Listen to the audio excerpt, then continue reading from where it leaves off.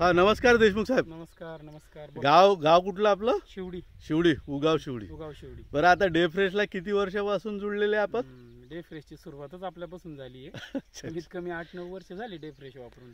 बरं, आता बाग खाली झाले आपले सर्व. 2025 मध्ये सर्व बाग. कोणत्या व्हेरायटी आपल्याकडे? शरद आहे, ब्लॅक आणि व्हाईट मध्ये थॉम्सन आहे. बरं, ह्या सर्व याच्यामध्ये डे फ्रेशची थिअरी तुमची आहे? रेग्युलर खालून पण आणि वरून 2 स्प्रे घेता का तुम्ही दरवर्षी? 2-3 स्प्रे होता वरून. अच्छा, खालून पण 2दा सोडलं जातं. बरं, आता बाग खाली झालेली आहे तुमची. इकडे डाळिंब पण आहे आपलं आणि द्राक्ष पण आहे. तर मग मला सांगा, हे एवढे पानं माल खाली होऊन किती दिवस झाले? आता 15 दिवस झाले. तरी पानं तुमचे सर्व हिरवेगारच आहे. तर याची आवश्यकता आहे तुम्हाला? हिरवेगार राहण्याची आवश्यकता आहेच ना. आता जरी बाग खाली होऊन गेलं तरी अन्न साठा पाहिजेच असतो ना काढीसाठी. बरोबर. आणि बाकीच्यांची काय कंडिशन राहते जिथं डे फ्रेशचे काही? पाला हलका पडत चालतो नंतर हळूहळू. पण या वर्षी जास्त आहे ना. पण मग आपला पाला आजही आहे तसाच आहे.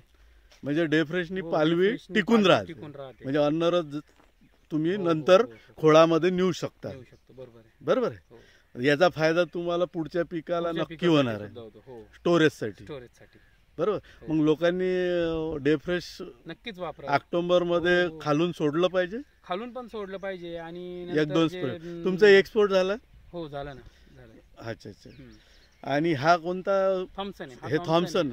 आणि तिकडे ब्लॅकचं? ब्लॅक आहे. त्याचे पण पानं आज जवळपास महिना झालाय रान खाली होऊन, पण पानं एकदम टिकून आहे. हो, लाल नाही, काही नाही. आणि हा किती वर्षापासून अनुभव आहे यातला? 7 ते 8 वर्षापासून वापरतात. याच प्लॉटवर सुरुवात केली होती.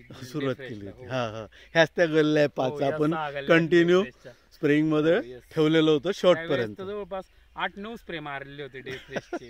सुरुवातीपासून तर एंड पर्यंत. आणि त्यावेळेस सुद्धा एक्सपोर्ट झालेला होता. एक्सपोर्ट झाले. चला, धन्यवाद साहेब.